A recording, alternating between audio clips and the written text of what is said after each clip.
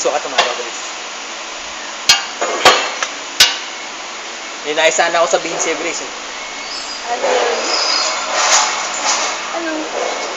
Masakit mo sa kalooban ko sabihin siya, tapaputin na kita. Ano? Bakit walang encode? Tanong mo sa sarili mo bakit? Bakit? Ano? Hindi ko alam, ikaw nag-encode eh. Ano yun? Alam mo ba, sa tuwing hindi ka nakakapag-encode, ako ang napuputukan.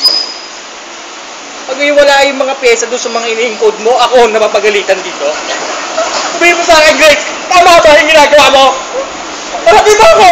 Marap ka! Seryoso tayo dalawa! Marap ka! Huwag mo ka sa likuran, Grace! Sabihin mo sa akin! Sabihin mo, lahat ako! Sabihin mo! Cut! Okay!